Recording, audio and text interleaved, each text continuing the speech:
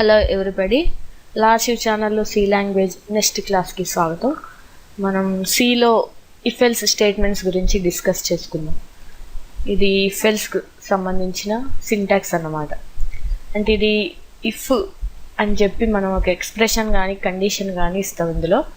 So ఈ if ఈ condition true అయితే ఇఫ్కి సంబంధించిన బ్లాక్ ఆఫ్ స్టేట్మెంట్స్ ఎగ్జిక్యూట్ అవుతాయి.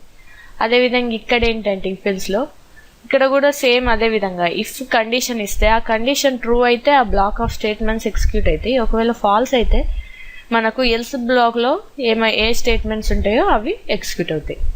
ఇది ఇఫ్ ఎల్స్కు సంబంధించిన సింటాక్స్. సో మనం ఇప్పుడు ఒక ప్రోగ్రామ్ చూద్దాం.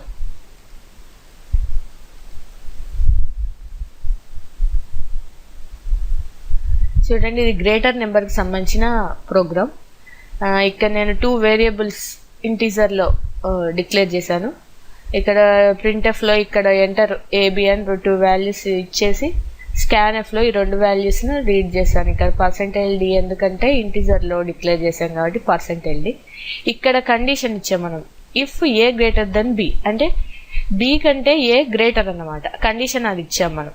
ట్రూ అయితే printf A is big number అని ఎగ్జిక్యూట్ అవుతుంది. ఈ కండిషన్ ట్రూ అయితే ఇఫ్ బ్లాక్ సంబంధించిన ఈ స్టేట్మెంట్ ఎగ్జిక్యూట్ అవుతుంది. ఒకవేళ ఫాల్స్ అయితే ఎల్స్ బ్లాక్లో ఏముంటే అది మనకు ఎగ్జిక్యూట్ అయ్యి చూపిస్తుంది. రన్ చేసి చూద్దాం ప్రోగ్రామ్. మనం ఎంటర్ ఏబి. ఇప్పుడు నేను ఏ వాల్యూ 1 ఇస్తా, బి వాల్యూ 2 ఇస్తా. So B value big number కాబట్టి బి ఈజ్ బిగ్ నెంబర్ అని వచ్చింది.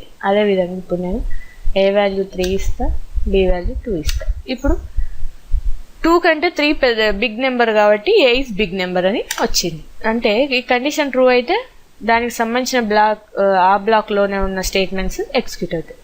ఇది ఫెల్స్కి సంబంధించిన చిన్న ప్రోగ్రామ్.